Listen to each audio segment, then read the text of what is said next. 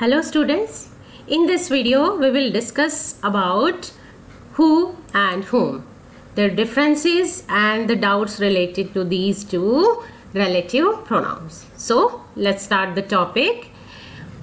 For who and whom as relative pronouns. ये relative pronouns होते हैं. तो फर्स्ट डिस्कस करते हैं कि relative pronoun actually क्या है. Relative pronoun means that they are used after a noun to make it clear which person or a thing we are talking about in a sentence.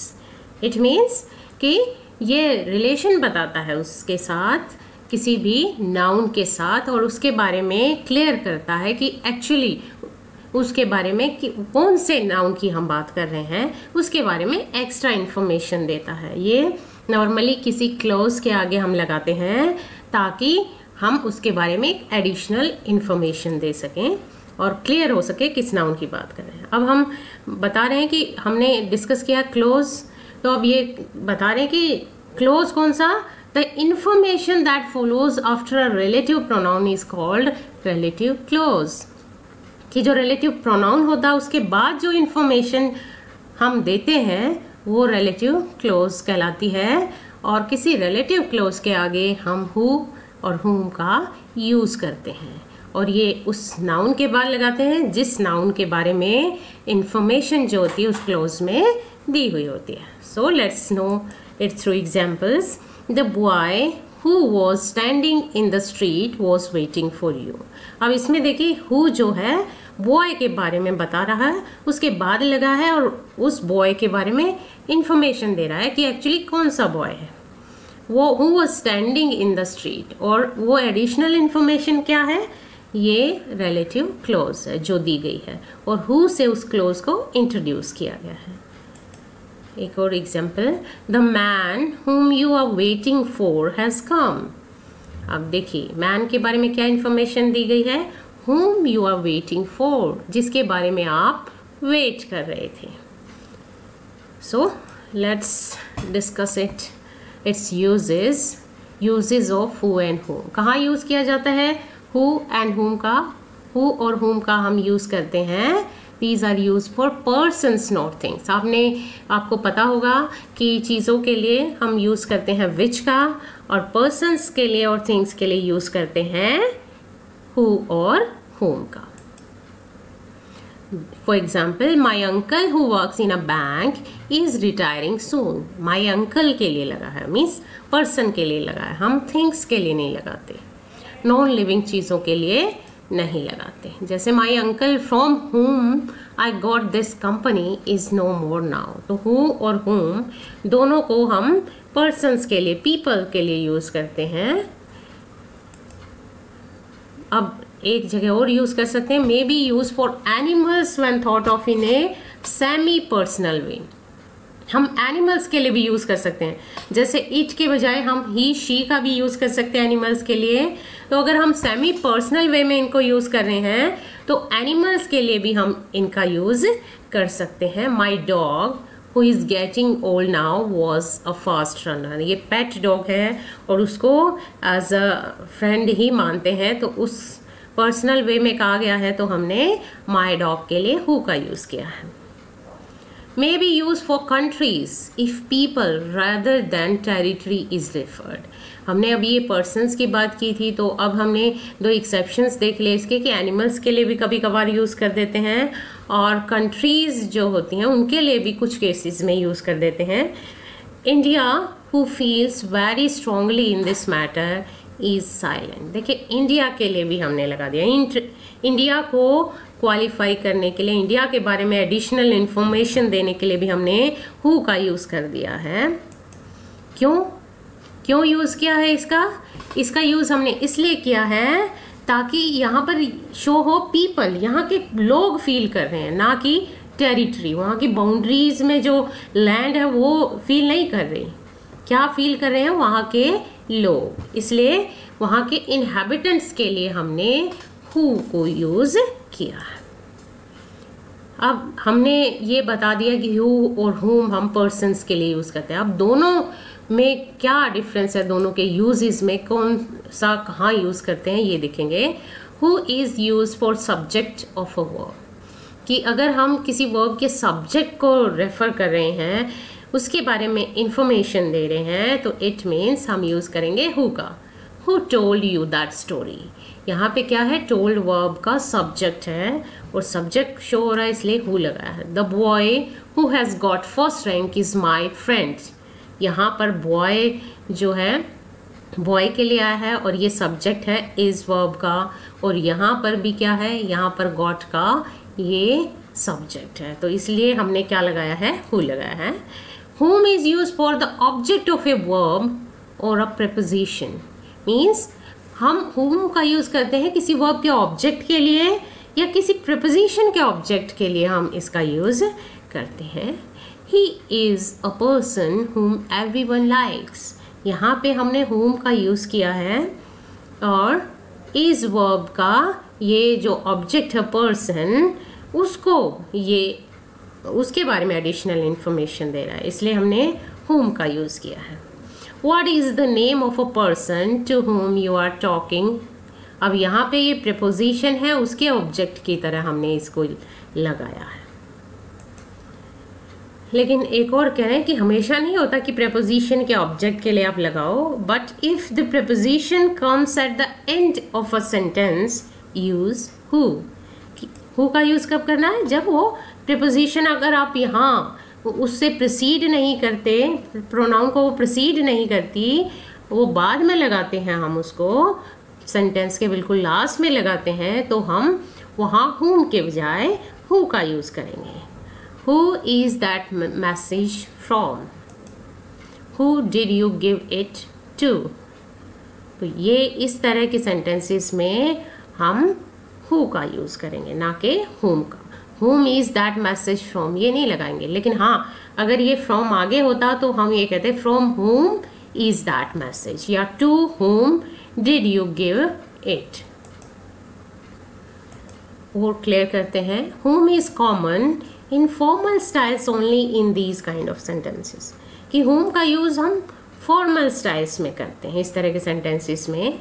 he is a person from whom I borrowed the money, हमने वो जो preposition वाला है उसको और ज़्यादा clear किया है इन sentences के through. Means in these kind of sentences मतलब preposition का जब ऑब्जेक्ट आता है तो ऐसे sentences के अंदर फॉर्मल माना जाता है अगर हम whom का यूज़ करते हैं। तो he is a person from whom I borrowed the money, ये इनफॉर्मल लैंग्वेज में कम यूज़ किया जाता है।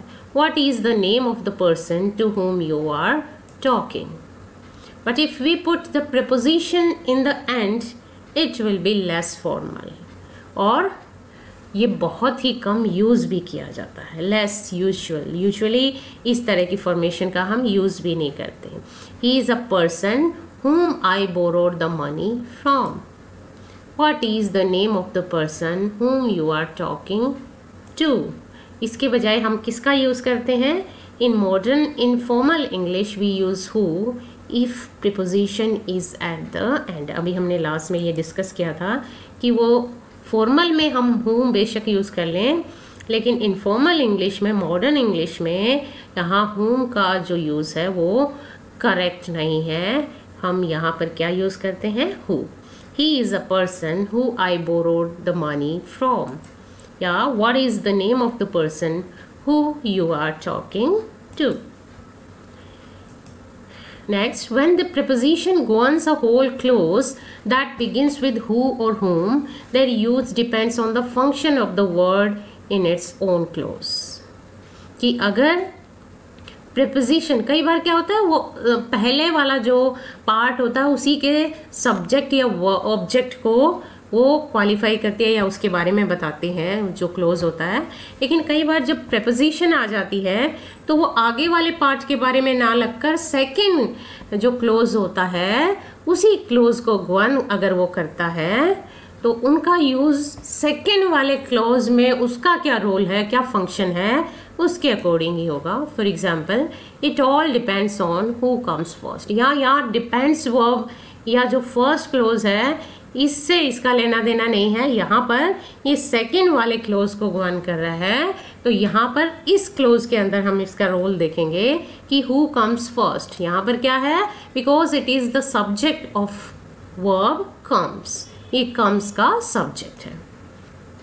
In the same way it all depends on whom you invite. यहाँ पर इस क्लोज के अंदर इनवाइट वर्ब का सब्जेक्ट नहीं है, ये सब्जेक्ट तो यू है, तो ये किसको गवर्न कर रहा है, ऑब्जेक्ट को। इसका फंक्शन यहाँ ऑब्जेक्ट वाला है। इट मीन्स यहाँ पर whom आएगा, who नहीं आएगा, because it is the object of invite, क्योंकि यहाँ सब्जेक्ट आया हुआ इस क्लोज के अंदर।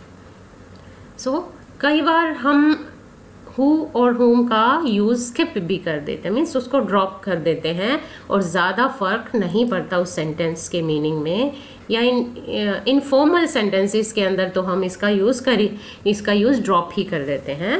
इन an informal sentence when the information is related to subject but not when it is related to object. हम कब ड्रॉप कर सकते हैं कि इनफॉर्मल सेंटेंसेस के अंदर जब हम सब्जेक्ट से रिलेटेड इंफॉर्मेशन देते हैं तो हम इसके यूज़ को स्किप कर देते हैं।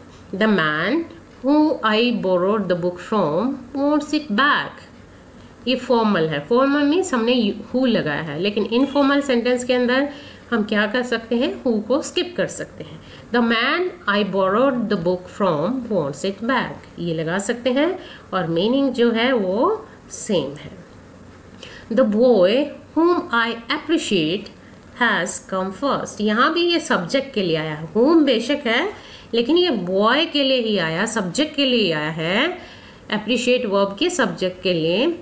तो it means क्या है, ये यहाँ पर सब्जेक्ट के लिए यूज है, तो whom को यहाँ पर हम ड्रॉप कर सकते हैं। The boy I appreciate has come first। अब इसमें सेकेंड पॉइंट है, we can not drop whom when it is next to a preposition, कि अगर ये प्रीपोजिशन के साथ लगता है, उसके बाद लगता है, या प्रीपोजिशन का ऑब्जेक्ट है, तो हम इसको स्किप नहीं करेंगे। The man from whom I borrowed the book, देखिए यहाँ पे फ्रॉम के बाद में आया है ये, I borrowed the book wants it back। हम कभी भी इसको ऐसे नहीं लिखेंगे the man from I borrowed the book, ऐसे नहीं लिखेंगे, हम हमेशा ऐसे ही लिखेंगे the man from whom I borrowed the book। Use of comma with who and whom। अब हम डिस्कस करेंगे कि कॉमा लगाना चाहिए who या whom के साथ, मीन्स उससे पहले लगाना चाहिए या नहीं लगाना चाहिए। As relative pronouns who and whom are preceded by a comma, उनके आगे कॉमा लगता है उस क्लोज के आगे when they introduce a non defining clause।